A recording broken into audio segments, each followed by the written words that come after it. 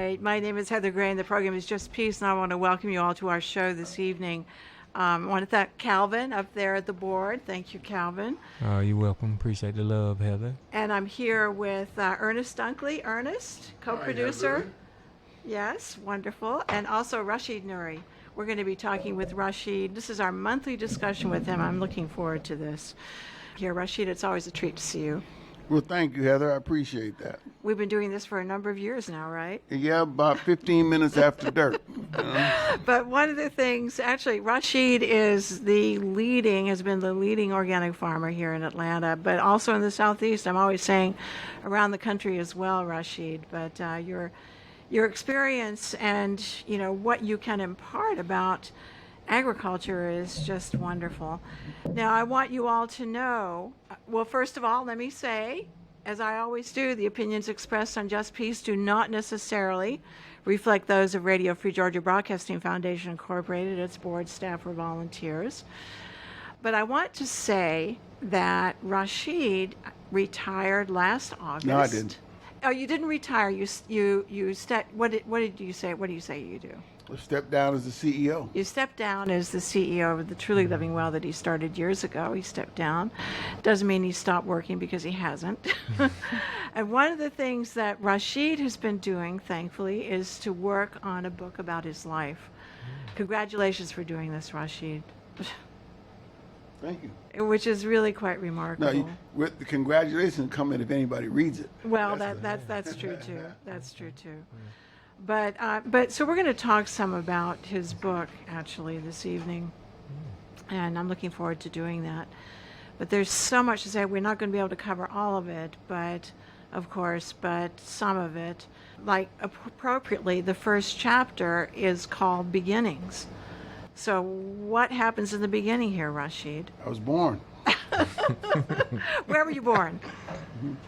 I was born in Boston, Massachusetts, back in 1948. Wow. You're getting old when you get on the computer and to a site where they want you to put in the year of your birth. And you usually have to spin and spin and spin to get down to that 48. Yeah, exactly. Exactly. Yeah, I was born in City Hospital, Boston, Massachusetts. Came home to West Springfield Street, and that's which is just off of Mass Ave, one block off of Mass Ave. Yeah. City Hospital is on Mass Ave, and so the other side of Mass Ave is Roxbury.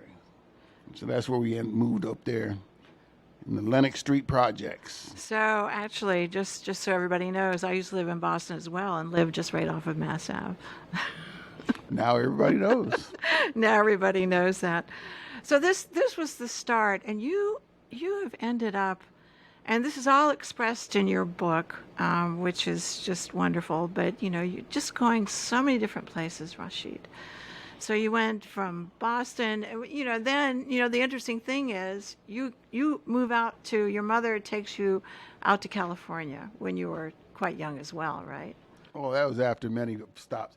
Yeah, title of the book. After many stops, yeah, that's true. Title of the book is Growing Out Loud, and it's subtitled is Journey of a Food Revolutionary.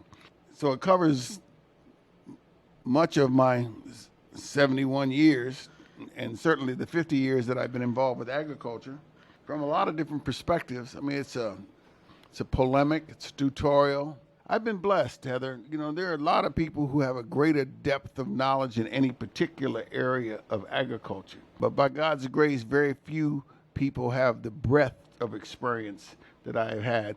I've been involved in so many different areas and aspects of the agricultural process, and the time frame, the 50 years, gives me the perspective to be able to explain some of these things in ways that I hope will be informative, instructive. The book includes tactics and tools for younger people to employ. One of the things I say, you always want people to have the space to learn from their own mistakes. If they want to save some time, they can learn from mine. And that's my attitude. I'm not interested in proselytizing and telling people what they should and shouldn't have done. I don't. There are some lessons there that can be learned, and there's some things that can be. I mean, it's as you go as I go through the book. I mean, I talk the beginnings. Yeah, you have to pay homage to ancestors. So I give a little story about, particularly my grandmother on my father's side is a Maroon from Jamaica. There's a little bit of the history of the Maroons in there. Yeah, which is wonderful. Yeah, Exactly. let me go on. You know, when I find what the kinds of When did you discover that about your grandfather, the Maroons in Jamaica? No, my grandfather, not my grandfather, my Oh, grandmother. I'm sorry, your grandmother. When did you discover your grandmother's? Oh, in the in the 90s. Okay. You know, you learn so much about your family, funerals and weddings. My Aunt Dora, after my father dropped his body during his last year, so I spent a lot of time with my Aunt Doris, and she imparted a whole lot of information and knowledge to me. My grandmother dropped her body back in the late 50s when she lost contact with my sister and I. I And see. my father said, no, Aunt Doris said that's what killed her. And my grandfather, this is all on my father's side, lived long enough till I came back.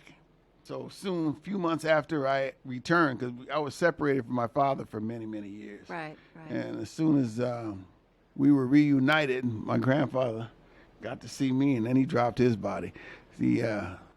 So, you know, and the ancestors are so important. Most civilizations pay homage, or sometimes they call it ancestor worship.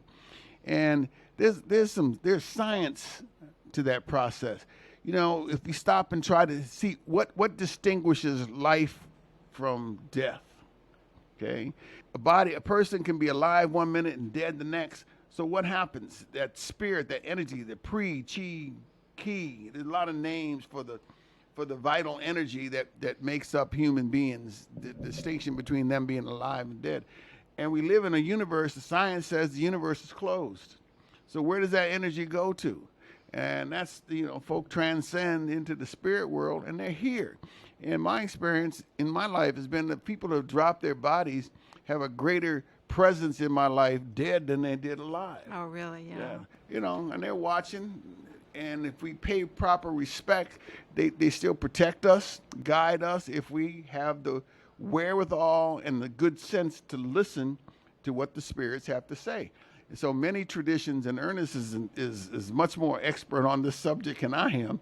They will come and talk to you and tell you how to move, what to do, what not to do, if we would listen. I mean, in the same sense, you know, you watch so many people, when it's time for them to pray, they praying and telling God what they want God to do. Now, if God is God and the creator of the heavens and the earth and everything that's in between, how are you going to tell God what to do? You need to sit there and be quiet and listen and hear what God has to say to you rather than trying to tell God, do this and do that. That don't make no sense to me. So, you know, in the beginning of the book, I paid homage to my ancestors and tell folks a little bit about who they are, where they came from. On my mother's side, I can trace it back a little further than I can on my father's side. The earliest ancestor I know about was Latimer. Not Francis, that's my grandfather. Louis Latimer, who invented the filament for the incandescent bulbs that we use. He worked with Thomas Edison. Who is this again? Louis Latimer. He's a relative. Yeah, he's a double, triple great uncle. Right. Interesting. Good. So where were you going with that? That was it. Yeah. That's all she wrote, or he wrote, Well, right? no, that's talking about you asked me about the beginning. About the ancestors. All right, so if I'm going to tell a story, you know, this journey that is tutorial, polemic, wrapped around the theme of an autobiographical theme of my life. And if I'm going to tell a story, I have to begin with the ancestors. I have to begin with and talk about my line and where it came from. That was the beginning, and then we can proceed from there to get into places that I've been and things that I've done. Yes, well, I look forward to doing that, actually, but we're going to take a quick break, and we'll be back in just a moment. Stay tuned. All right. Again, my name is Heather Gray, and the program is Just Peace, and I'm here with co-producer Ernest Dunkley, and I'm pleased to say that we're talking with Rashid Nuri this evening. This is our monthly discussion with him, and as he reminds me, he's not retired. He just stepped down as the head of Truly Living Well, that he started actually years ago, a wonderful organization here in Atlanta. Rashid has been really transformative, or his behavior has been transformative in the sense that Atlanta has changed radically since he started his work here, which is also so appreciated. And so when he stepped down as the head of Truly Living Well, one of the things that he started doing, thankfully, is to write the book of his life, which is that's almost so correct. fascinating. They actually started writing the book 6 years ago. Oh, okay. But by stepping down as the CEO of Truly Living Well, that enabled me to spend, my goal was to do 4 hours a day of writing, and I actually ended up doing much more than that, sometimes 10, 12 hours a day of writing on this book, trying to get it done. We've gone through, 20 plus drafts, trying to make it right. So I hope that when it hits the stand in a few weeks now, people like it.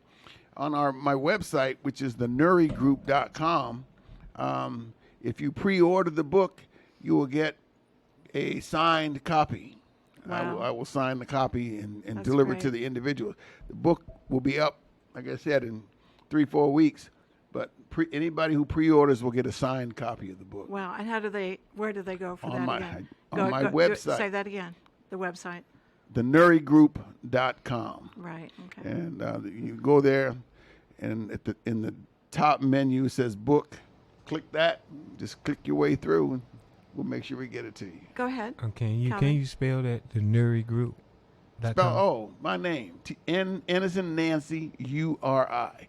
The Nuri Group. Gotcha. .com. Thank you. .com. And we will repeat this again, actually. We'll repeat that website again. So, all right, so let's get back to your book. One of the things that intrigues me here, you start with the Revolutionary's Backpack. And the first paragraph here is, there is a food uprising happening in America. We live under a commercial food system that is broken and beyond repair. It demands replacement. I appreciate that, Rashid. So urban agriculture is a solution. A paradigm shift has already been taking place, which is true. It really is true. It has been taking place. And we're witnessing that all over the country, are we not? Not just in the country, actually, what I'm thinking in the world as well. But go ahead. People are rethinking food. Yeah, that's true. And to know that it's very satisfying to know that I've been a part of that process. I used to teach when I first started working here. One of the things in Atlanta, one of the things that I talked about my work is throwing pebbles in the pond. Okay, you throw the pebble in the pond, you create this ripple effect that goes all the way to the bank. So some of those ripples further out may not have any idea how they got started. Okay, and it's true in this business. I meet all these young people that think they've invented the subject, and it's cute to me. I don't try to. It's not in my personal interest. It's I helped get that started. That's not how I roll. Yeah. But I am so satisfied to see the number of organizations and like here in Atlanta, all the farms that have started now, all the young people, again, who many think they've invented this subject matter and not know that this, The history of it. Yes, and that's part of the process, part of what the book does.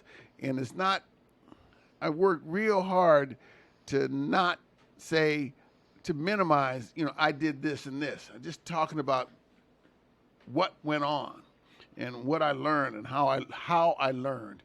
And in the book, I must list at least 50 books that I've read that are source materials for some of the understandings and the knowledge that I have. So if folk want to go see what my sources are, I've listed a good number of them, mostly on the political side of the ledger. I don't talk about the fiction and the novels. There's been a lot of that too. Yeah, well, I learned from Chester Himes that And fiction. who is Chester Himes? Chester Himes is the most prolific black writer Well, he was of the 20. What's this? Last century. Yeah, the 20th century. We're in the 21st. He was the most prolific black writer, and he was the first novelist that I really spent a good deal of time with. And from him, I learned that fiction is history. With the names changed to protect the guilty. That's right. And that's all it is. Because you can't write about what you don't know. So if you're going to write fiction, it's got to have some basis, some canon of knowledge from which it's come. So that's a whole nother subject area that maybe one day that I can share what I've been able to learn from people like Chester Himes and Walter Mosley. Yeah, wonderful. Okay. So, but I'm curious. Okay, so you go into the beginning, self-awareness, the beginnings, and then you talk about your experience at Harvard, actually, and then going on into. There's just so much. I mean, it's hard to know where to start, or is there really an end to this? I think there probably isn't. But I'm curious. When as a child? Yeah, I think it was a child. Or when did you start an interest in agriculture? When did that start? What was the inspiration? Well, that's a good question. As I look back, the first inkling that I may end up in the agriculture business was when I ran for student body president in the spring of 1965. I had a 10-point program. And this was in California, right? Yes, ma'am. Yeah, okay. And one of them was to install fresh fruit and juice machines on campus, juxtaposed to the candy and soda machines that were there. Right. So that presaged some of my work. But that word inspiration, I was sitting in a library in my second go-around at Harvard, writing a paper on theory and practice, comparing the work of Jomo Kenyatta in Kenya and Julius Nyerere in Tanzania. And they had very extraordinarily contrasting theories of how they should build their country. My interest was the men and women who created the post-colonial world, which for all intents and purposes, in Africa, that began in 1957 when Kwame and Ghana got its independence. But actually, if you start thinking about Egypt, was 1954. I mean, so that the course, what I realized sometime back, the post-colonial world has spanned my lifetime. I was born in 48, but I was conceived in 1947 when India got its independence. Oh, wow, that's an interesting point. Yeah, so my life has spanned that, and this is what I've studied in depth. But to get back to to answer your question, so I'm writing this paper. Julius Nyerere was introducing socialism and Kenyatta pure capitalism, okay?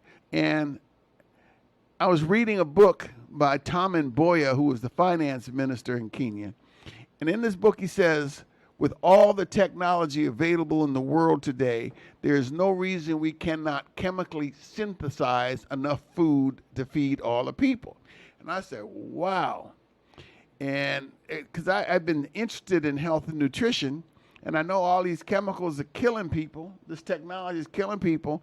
And it was then that I used to say it was like a suit of clothes came out of the heaven. But it was my burning bush experience. God said, learn everything about food from the seed to the table and to do it experientially. And that's when the flip was. My wife, Lauren, read that chapter, the Burning Bush chapter, and it was really funny. She says, I learned some things. I said, what you learn? You was there. Okay. I said, what could you possibly have gotten? She says, I know what you did when you came home. Okay. How I started to move in that direction. But she really didn't know the actual dynamic, what happened sitting in the library that day. Yeah. So what I've learned is that when you are called to a path, it creates such freedom. You know, prior to that, I've been trying to decide that I want to be a printer to communicate. Yeah, that I want to be a carpenter so I could build houses. I knew one way I needed a practical skill to participate in the 60s. I'm a child of the 60s, and we were talking about nation building. If you're going to build a nation, you got to feed, clothe, and shelter your people. So I wanted a practical skill, and God spoke to me and said, learn agriculture. So it's been a 50-year process. And I talk about the beginnings of that. Brother Randy is the one that actually turned me on to putting seeds in the ground. And Who was Randy? he was the brother that turned me on to putting seeds in the ground. Where was Randy? Where was he? Where was San he? Diego. In San Diego, yeah. Yeah. And, proceed from there. So it's been my journey. I didn't know anything about agriculture when I took math and science. I always implored my children, take math and science every year in school, and I did. So I could have gone to med school if I had wanted to, even though I got a degree in political science, government, studying the men and women who created the post-colonial world. So that allowed me to go to graduate school. I couldn't find anybody to really talk to me about agriculture at Harvard, because Harvard don't teach you nothing. You got to, not the college. No, that's not true. I'll give them some credit. What you learn as an undergraduate at Harvard is how to think. Okay. Okay. And that's good, right? Yeah, how to think and how to write. Yeah. So that is good, but they don't teach you any skills. You got to go to grad school, right, to get some skills. So I went to the University of Massachusetts. It was the nearest land grant college to me, and took plant and soil science. Those are the fundamentals, plants and soil. And that's what I got a degree in a record amount of time. I got a master's degree. But what was really significant about that period were all the cultural renaissance that was taking place in that valley, in the Connecticut River Valley, up around Amherst, Northampton, Mount Holyoke. At that particular time, you had so distinguished artists and intellectuals who were there on the music. Archie Shepp, Max Roach, Ken McIntyre, Yusuf Lateef, all them brothers up there making music right there at the school. And then Mike Thelwell and Sonia Sanchez and a whole list of artists that were there. And to be able to associate with these people at that particular, this was in the early 70s. Was really remarkable. I was the president of the New Africa House, which is, we had on the campus, we had a building that was dedicated to black students, classrooms, offices, all those kind of stuff. I met a man, Roddy McCoy. Roddy McCoy was a friend of my father, who was up there running one of the programs at the school. And to walk in and meet one of my father's contemporaries was cool. My father was an educator in New York. So it was not just getting the education, but it was also the associations and the people that were around and how they did influence my thought processes, the imprints that I was able to attain, mental imprints that I had obtained from association with such a stellar group of black people. It was really one of the most amazing experiences of my life. Oh, that's wonderful. So I want everyone to know that the program is Just Peace. You're listening to WRFG Atlanta 89.3 FM. My name is Heather Gray. I'm here with co-producer Ernest Dunkley and also Calvin sitting here at the board. Thank you, Calvin. You're very welcome, Heather. Yeah. And we're talking with Rashid Nuri, who is... Well, this is our monthly discussion with him. It's just always such a treat to have him come in and share with us what he's been doing and thinking. And this time, he's actually working on the book of his life. So we're just having a bit of a discussion about that. No, the book is done. The book is done. That's right. Get it. Thank you. I had no idea how much work it was to produce a book, because after you get the manuscript complete, then you got to you have to design the interior, what it's going to look like. Right. You got to do the cover. Right. You got to get all the ISDN numbers and register that way. It's a lot of work to get a book published. Yeah, right. And you've done it. Well, getting close. Another few weeks, it'll be on the stand, and anybody that prepays for a book, I will give you a signed copy. Wonderful. Sent to you. All right. So now, I'm curious. You were talking about the Africa House. This was when you were in Boston, right? New Africa House. So what you all just it was. So what did you do? You had discussions. What did you do? You had lectures. You were organizing. What were you doing? I'm just curious. All of that. Right. All of that and more. Here, I'll give you an example. And this is in the book. we put on a Paul Robeson series of lectures, Yeah. and C.L.R. James came to give a talk. Oh, wonderful. Did he really? Wow. He was an old man then. We walked in, sat down, and we had a chair for him. I can't remember if we had a bottle of wild turkey or not. That may have been. But he says, there are 5 reasons that I think that Paul Robeson is a great man. Yeah. And he gave us those 5 reasons. What are they? Oh, I can't remember that. That's not the point. The point is, he told us he had 5. He then gave the 5 reasons. Right. And at the end of the lecture, he says, I told you there were 5 things. We recounted them. So he told us what he was going to tell us. He told us what he wanted us to know. And then he recounted it and said, this is what I just taught you. That was the lesson. All right? Because you can go read about Paul Robeson anywhere. It's so many different places. But C.L.R. James was that methodical, that scientific in his presentation. And that's what I took away from that Wow. that Really? experience. Wow. Again, one of the life lessons. Yeah. C.L.R. James is an historian, polemicist, Trotskyite. Is that how you say that? Is he Trotskyite? Yeah, Yes. right. He's a bad brother. Bad brother. I mean, dead up communist. But he was a contemporary of people like Padmore and Nkrumah. He was a brilliant man. He wrote the Black Jacobins. Yeah. He did a history of Haiti. So many. He's got a whole arm full of books that he wrote. They were all very influential for me. Yeah. All right. So your time at Harvard, and then. Forget Harvard. All right. No, I know. We're going beyond that. So. Yeah, I've never been back. Well, I've said this repeatedly, probably on the show, that you never. You told me when you first came here you didn't want to tell anybody that you went to Harvard, and then when you realized that black farmers were put down, or farmers were put down, you said, "Well, I went to Harvard and I'm a farmer." I appreciate that. Yeah. I mean that. Yeah, but I was old. Shoot, I was in my 60s. When you were saying that, No, right? as a young man, it was not the most positive experience I had. I went there twice.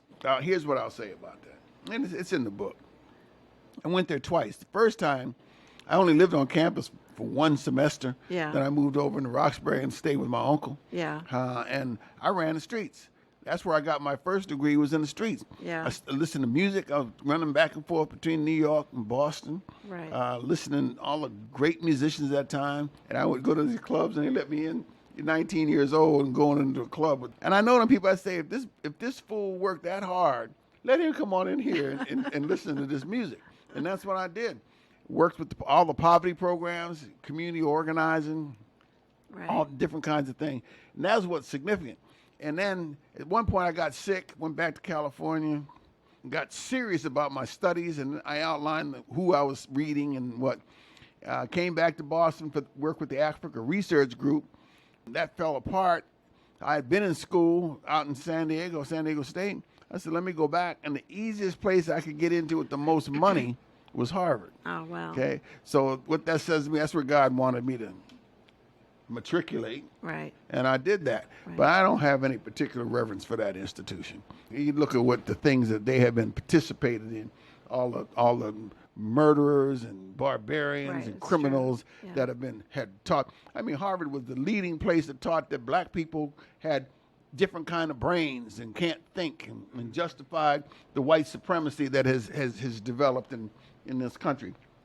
So I don't have no love for them people. Yeah, So right. I mean, there's some folks. I mean, they'll die crimson red. Loving Harvard so much. Right. But not me.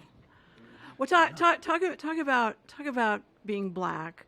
One of the things that you have done, which is really so interesting also, is that you have gone and lived all over the world, okay? And in Asia, in Africa, and here in America, of course.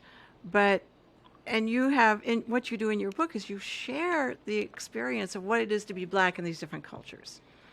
Well, it's interesting how you constructed that. That probably wasn't your intent. Yeah, no. Well, let me say it this way: what you said, being black and going these places. I am black, Yes, right. and I went to these places, and I do share the experience. And depending on where we were. Out in Asia, I guess I got a little bit more. Being an extrovert and a people person, I get along wherever I go. Because one of the things that I learned early on is to try to find areas of commonality with folks. It's very easy to find something that to disagree with people about. So easy. I mean, you got black and red on today. I'm saying I don't like them colors, and anybody that wears black and red, I don't want to talk to them. But that's stupid. Okay, what I need to do is find something that you and I have in common, or an area that we can begin our conversation, a point of embarkation to a relationship. And that's how it's done. Quran says, we've made you of different tribes so you can know one another. Ah, interesting. Mm-hmm. And the Quran says that. Yeah. Islam gets a bad rap. Man, some of it's probably deserved. But there's a whole lot there in the teachings that I think are quite valuable. Yeah, right. Mm-hmm. So that's what I did. I wanted to meet folks. And then when I finally got to Africa, that was just amazing. And you were mostly in Nigeria, right? Yeah, that's where I met Ernest. That's what. Yeah. Ernest has shared. Ernest, move up to the microphone. Ernest has shared more than 30 years of this journey. That I have been on. But Nigeria, man, to go there, they had to be in a place where you got doctors and lawyers and judges and rapists and murderers who are all black, look like me. Nigerians will fight over money, over women, over religion, but never, ever about the color of their skin. Right, exactly. All right? So you have all these people there, and that they ain't no niggas. Yeah, right. None. Okay? That is something that was invented by white people. White people have created. You tell me don't say that word. Yeah, don't say that word. Yeah, go ahead. I agree with her. Go ahead. He's the co-producer, so he can argue with you. Word. It's a medical word. Yeah. But that was something that's been invented by white people. Okay? Yeah, right. And then unfortunately, in today's world, you got some folks who have lived up to who are what they have been created. Right. But you don't find that. I didn't find that in Africa. Yeah. I mean, you got East Africans and West Africans culturally are different. First of all, you have the tribal relationships, but then the colonial relationships. Colonialism created different relationships on the people. The East Africans were subjected. They were ruled by white folks. The West Africans weren't. They were ruled through their chiefs. All right, so the integrity of the tribal system was be able to be maintained, and that's manifested in a difference of the attitudes that you see from East Africans and West Africans. Well, how did you know what you learned about agriculture in the African or in Nigeria? Just it might be hard to summarize that, but can you do that a bit? Yeah, I can tell it to you. I wrote a book before I went there on how to enter the market, because Cargill was working for Cargill at the time. They're the ones that paid for all this round the world travel. Right. And I wrote a book on how to enter that market. And I said, you start by doing trading. So we went over there and immediately established a carry and charge market. We brought the farmers used to, up north is where the maize corn was grown, sorghum, and they would bring it down to Lagos to where the manufacturers were, okay, the processors. And Lagos is in Nigeria, of course, so go ahead. Yeah, right. Yeah, it used to be, at that time, it was still the capital of Nigeria. And they would sit by their trucks and sell their grain to the breweries, the flour mills, to those folks. So what we did is we went up country, bought the grain and stored it, and sold it to those same processors on a forward basis. Okay, which established the carrying charge market. And the carrying charge was how much it cost me to store that grain, so I would get that premium. The farmers were happy; they got paid right then, and I got paid a premium to that price to the processors. And that's what created the carrying charge, and that had never been done. So we immediately became the largest grain traders in Nigeria. Wow. Which was threatening in a lot of ways, but we did. We also traded rubber, cocoa, sorghum, maize. We had interest in the cotton ginning business. So seeing how all of this was done, to set up the business. I mean, it's called greenfielding. I stayed at the Sheraton Hotel right there in Acadia for about 6 months, and just setting up the business, getting an office, hiring young people to do the work, and hanging out with Ernest. That was some of the best time of my life. All them folks are scared of Nigeria, man. I had a ball. I thoroughly enjoyed it. Come up. So what did I learn? I learned how all those commodities are traded. The Yeah. Aliko Interesting. Dangote ate my lunch on the sugar. No one had dared import sugar. He had a monopoly on the sugar business because they didn't have any sugar there. And I finally convinced Cargill to let me bring a Cargill to bring a cargo of sugar into that market. And Dangote said, "You impotent young man." Yeah, right. And he dropped the price way down because he could afford to take the loss. I mean, I took a loss on that. But since that time, others have had the audacity to bring in some sugar. Now, one of the things we invariably start talking about when we talk about Nigeria or African agriculture, and Ernest, move up to the microphone here, is about the role of women in agriculture. So, I mean, right? I mean, Rashid, go ahead. I want to get in on this. The role of women is really not. It's very incorrect in a lot of ways. Incorrect. The notions that people in the West have. About women in Africa and the importance of women. In this particular area, and talking about food, it's the women that control it. Yeah, right. And the ones that, when you go to the docks in Lagos and see these ships coming in, cargo ships, unloading tons of commodities, and they're being paid for by women. I mean, that own these commodities and distributed throughout Nigeria. And this is repeated again and again in Ghana, in Sierra Leone, in the French colonies. You find that it was the women that opened the trade to the Europeans. And it's called the woman's market. And it was something given to women thousands of years ago. Men don't intrude on that market. Yeah.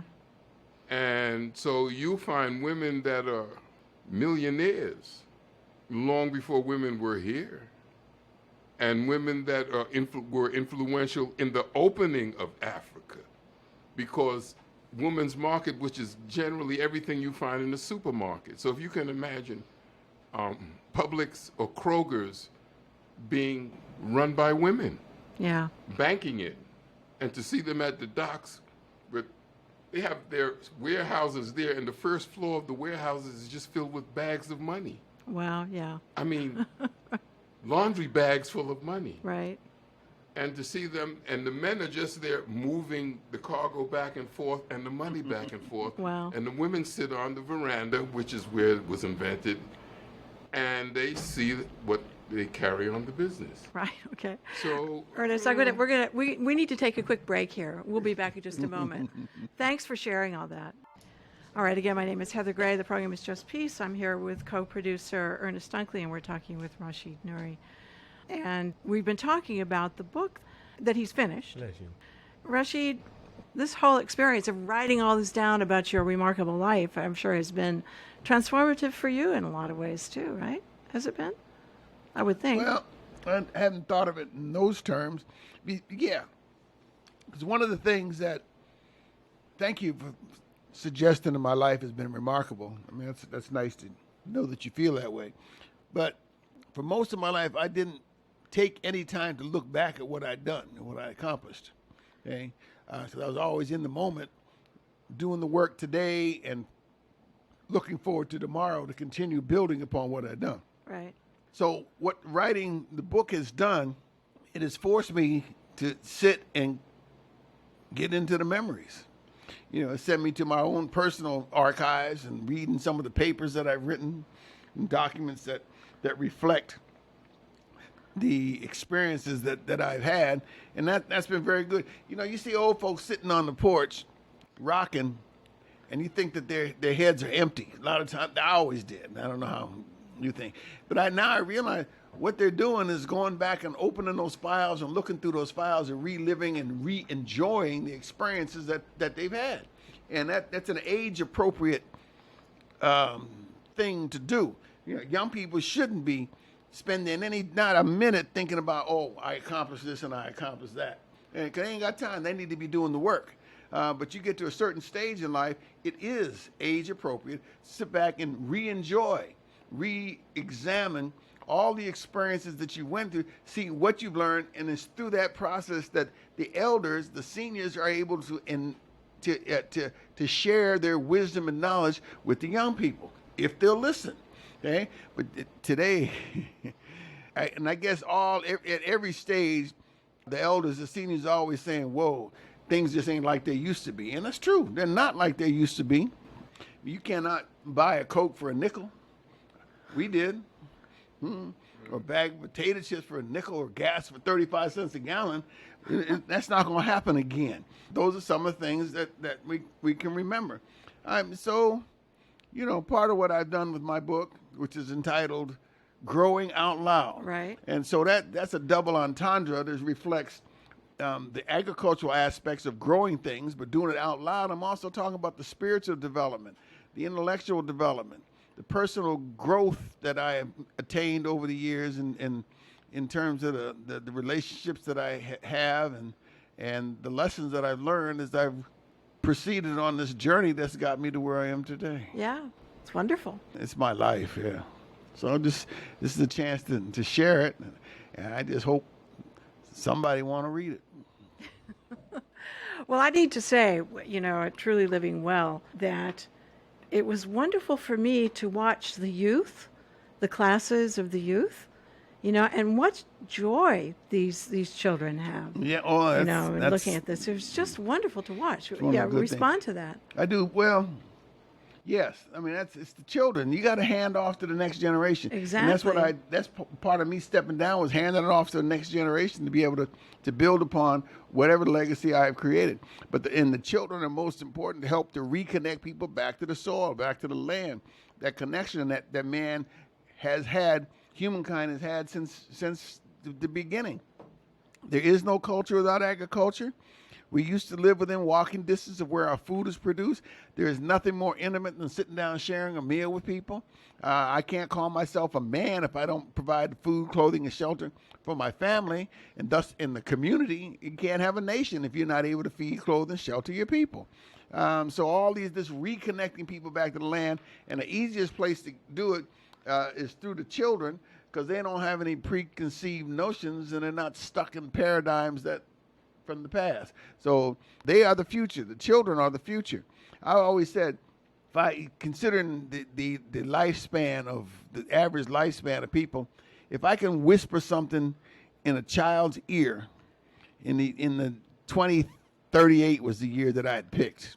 I'd be 90 then, and I can have an effect on 3 different centuries: 21st, second, 22nd, 20th, 21st, and the 22nd, because that child is going to live up there into the future. Oh, that's a good point. And it's beautiful, you know. And then I have all my children and their children, and my grandchildren don't have any children yet, you know. But the impact that we have on it, you know, in the acknowledgement section, or maybe we should call it the dedication to it. I said, this book is written for my grandchildren, Right. okay? Because they don't know what questions to ask, but when they get around to figuring out what it is they may want to know, they'll have a book there in front of them that'll have some of those answers. Because I would love to dance with my father again. That's what's his name? Vandross had that song. Dance with my father again. And I would love to dance with my father again. There's so many things that I didn't ask him, that I didn't have enough sense to ask him. Yeah. I didn't have enough experience to ask him. Yeah. And to be able to have a chance to sit down with them and all these ancestors that I pay homage to at the beginning of this book, I'd love to have that opportunity. But it's gone. So I'm hopeful. I tell my children, make sure you ask me whatever you want to know. That's smart. I got Good a for couple you. of them that have been asking interesting questions. But for those that don't, I've written this down and said, Yeah, look, here right. y'all, this is where I've been. And So they have that. I mean, and there are things there are some areas that I consciously did not speak about in this book, not because there are a lot of personal things, not because they're too personal, because I certainly would talk about it, but it wasn't. This narrative is built around the agricultural theme, and I want Right. to make sure I stay consistent in that regard. Right, right, right. And the title of the book actually is Growing Out Loud, Journey of a Food Revolutionary. I like the title. So, Yeah, Yeah. and looking back, 5 years ago, I never would have called myself a food revolutionary. really, Rashid, no. that's a relatively new concept for you or understanding of your work? Yeah, I guess maybe it's the understanding. I just would not have given myself that title, say that to me. But the folk around me suggested the growing out loud is cool because, as I said, it's about the growing of commodities Right. as well as the growing of me. The journey, it's my journey and of a food revolutionary. And if you stop to think that I've been growing organic food for 50 years. Yeah, right. And most people, a lot of people think I'm crazy now. You can imagine what they thought back then. Yeah.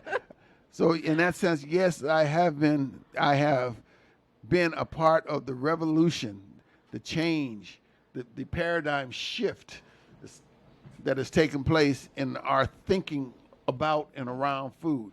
And that paradigm shift is not, the knowledge that I have obtained is not original, because this is how man originally started growing food, was all organic. Exactly. All right, so That's we've come exactly back. right. It's been, so the paradigm shift has been away from the technological, industrial, chemical system that has been employed for too long. Yeah.